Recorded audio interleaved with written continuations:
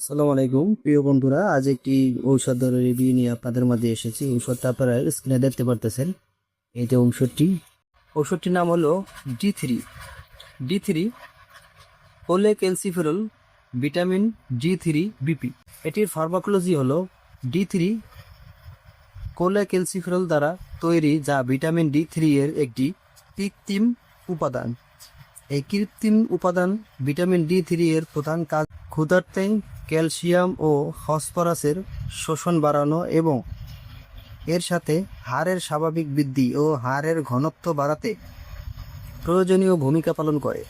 Vitamin D হাড়ের স্বাভাবিক বৃদ্ধি, বিকাশ এবং হাড়ের ঘনত্ব বজায় রাখার জন্য অপরিহার্য। ভিটামিন ডি3 হরমোন হিসাবে কাজ করে এবং কিডনিতে ক্যালসিয়াম ও ফসফরাসের পূর্ণ শোষণ বাড়িয়ে দেয়। ডি3 এর নির্দেশনা হলো ডি3 সাধারণত কোলে ক্যালসিফেরল ভিটামিন ডি3 এর অভাব প্রতিরোধ ও চিকিৎসায় নিম্নলিখিত ক্ষেত্রে নির্দেশিত: হাড়ের রোগ যেমন রিকেটর, অস্টিওমেলাসিয়া; হাড়ের ক্ষয় প্রতিরোধ যেমন অস্টিওপোরোসিস; যে সকল রোগে ক্যালসিয়াম ও ফসফরাস কমে যায় যেমন হাইপোপ্যারাথাইরয়েডিজম, ফ্যামিলিয়াল হাইপোফসফেটিডিলিয়া এবং হাইপোক্যালসিয়ামিয়ার কারণে তৈরি টিটেনি; কিডনি রোগে ক্যালসিয়ামের পরিমাণ ঠিক রাখার জন্য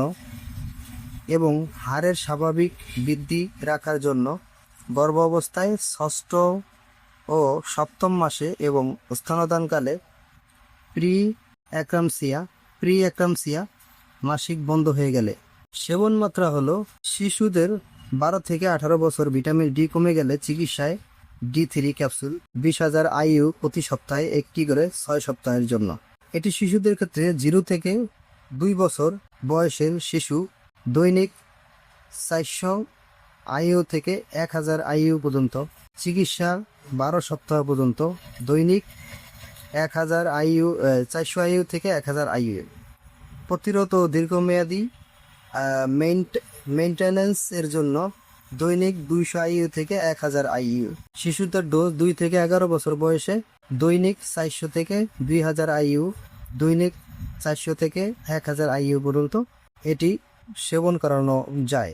12 থেকে 18 বছর বয়সের কিশোর দৈনিক 400 থেকে 4000 IU পর্যন্ত ব্যবহার করা যায়, দৈনিক 400 থেকে 1600 IU পর্যন্ত ব্যবহার করা যায়। এটি হলো 12 থেকে 18 বছর বয়সী রোগীদের জন্য। এটি ইনজেকশন আকারেও পাওয়া যায়। এখন জানাবো ওষুধের মাত্রা, রোগ ও ওষুধের মাত্রা। রোগ হলো রিকেটস অ্যাম্বুল প্রতি 2 সপ্তাহে 1 মাস পর্যন্ত, এর অ্যাম্বুল প্রতি 4 মাসে একবার। অস্টিওপোরোসিস অ্যাম্বুল প্রতি 2 সপ্তাহে 3 মাস পর্যন্ত।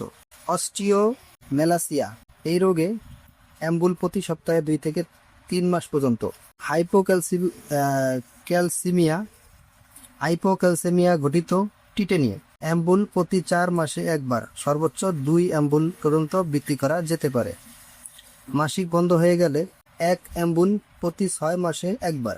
ভিটামিন ডি কমে গেলে 1 অ্যাম্বুল প্রতি 1 থেকে 6 মাস পর পর পুনরায় দিতে হবে।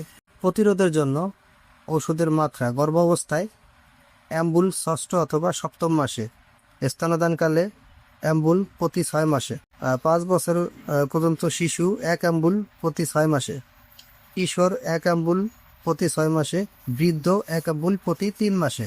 ব্যবহারের নির্দেশনা: মুখে খাওয়ার ক্ষেত্রে অ্যাম্বুলের উপরে আঙ্গুল দিয়ে ধরে অ্যাম্বুলের উপরে সরু অংশটুকু ভেঙে ফেলতে হবে। দ্বিতীয় ধাপ, মিশ্রণটি অ্যাম্বুল থেকে চামচে ঢেলে নিতে হবে। তৃতীয় ধাপ, খাওয়ার পূর্বে মিশ্রণটি ভালো পানি অথবা দুধের সাথে মিশিয়ে খেতে হবে। নির্দেশনা হলো হাইপারক্যালসিমিয়ার সাথে সংযুক্ত সকল রোগে কোলে ক্যালসিফেরল প্রতি নির্দেশিত।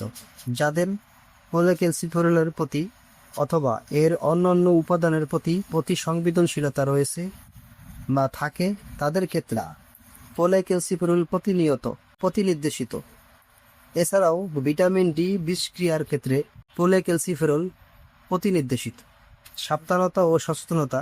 যেসব পরিস্থিতিতে ভিটামিন D3 খাওয়ার ক্ষেত্রে সাবধানতা অবলম্বন করতে হবে সেগুলো হলো: রক্তে উচ্চ মাত্রার ক্যালসিয়াম ও ফসফরাস থাকলে, হৃদরোগ এবং কিডনিতে কোনো রোগ হলে ভিটামিন D3 অবশ্যই পরিমাণ মতো ক্যালসিয়াম এবং ম্যাগনেসিয়ামের সাথে গ্রহণ করতে হবে। পার্শ্ব প্রতিক্রিয়া বলতে গেলে সাধারণ পার্শ্ব প্রতিক্রিয়া সমূহ হলো হাইপোক্যালসেমিয়া, হাইপোক্যালসিউরিয়া, বমি, পেট ব্যথা, কোষ্ঠকাঠিন্য, ডায়রিয়া এবং ত্বক ও সাবকিউটেনিয়াস টিস্যু ডিসঅর্ডার।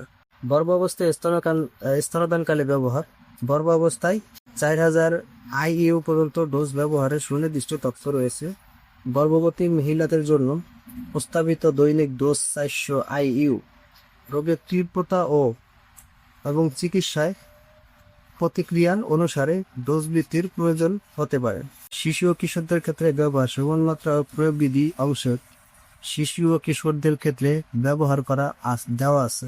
বন্ধুরা, আমরা যে তথ্যগুলো দেওয়ার চেষ্টা করলাম সেটা হলো যে এই D3 ওরাল সলিউশনটি চিনি মুক্ত।